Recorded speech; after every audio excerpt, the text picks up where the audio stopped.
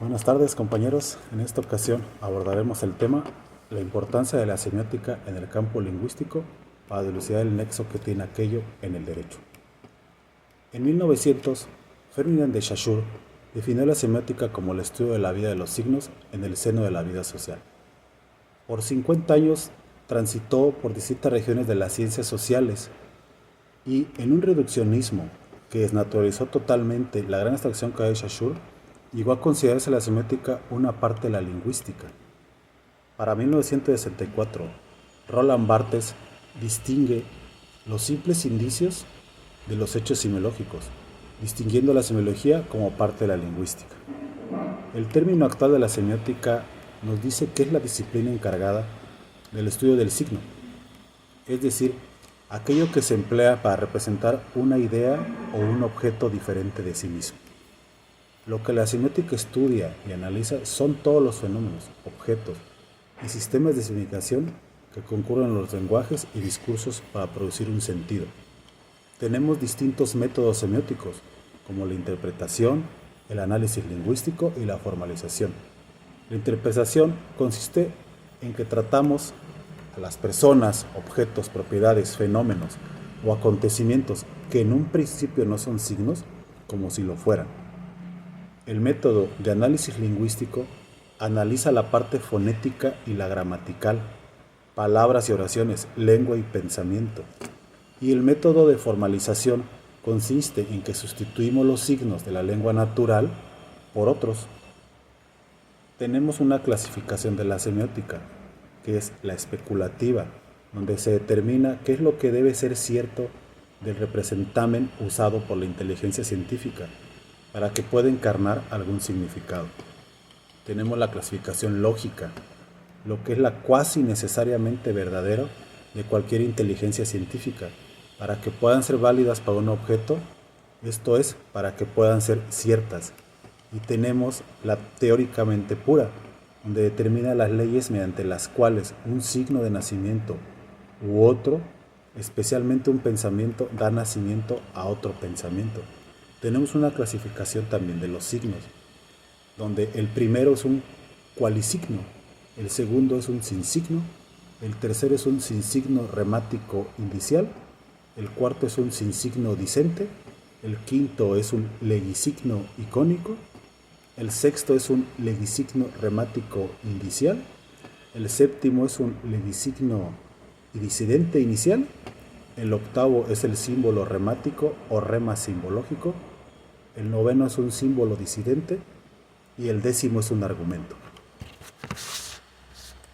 Para lo anterior podemos concluir que los estudios semióticos de que pueden ser objeto del derecho se orientan en las tres dimensiones del signo ya conocidas, que es la pragmática, la semántica y la sintáctica, pues aunque el derecho no es un lenguaje, sí posee uno propio y por ello presenta las propiedades que permiten un análisis mediante el cual se trata de determinar las cualidades del derecho que se manifiestan a través de las relaciones que existen entre sus expresiones y quienes las enuncian. Luego, las que se establecen entre las expresiones del derecho y los pensamientos, significados o cosas o estados de cosas designadas. Y por último, las que unen las expresiones del derecho entre sí.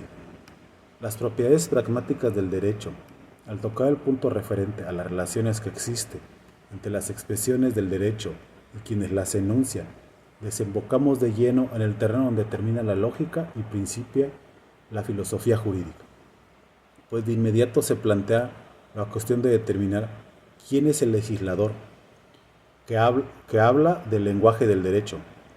Queda fuera de toda discusión el hecho de que la respuesta que se dé a la interrogante formulada dependerá de la toma de posición del sujeto que deba dilucidar esta cuestión. Nos encontraremos con que tampoco será posible deshacerse de la filosofía jurídica al enfrentar el problema de determinar si existe un solo derecho que emana del poder político o si existen varios derechos producto de la realidad internacional.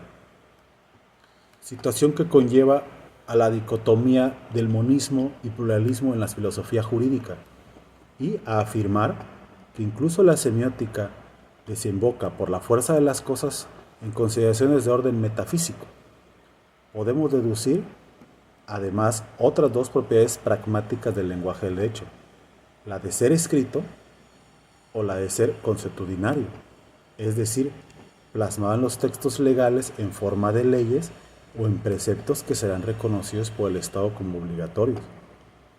Todo el problema de las fuentes del derecho y de las especies que distingue, la división que utiliza como criterio la persona del autor del derecho y el modo de promulgación, se refleja en las propiedades pragmáticas del lenguaje del derecho.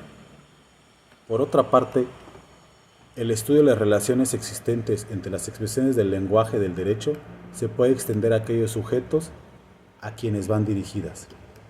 Las propiedades semánticas del derecho, cuando el legislador expide una norma jurídica, comunica algo concreto a los sujetos a quienes se dirige aquella a través de lo que la misma significa. Esta propiedad de las normas, entendida como la relación que media entre las palabras y su significado, constituye la función semántica del lenguaje del derecho.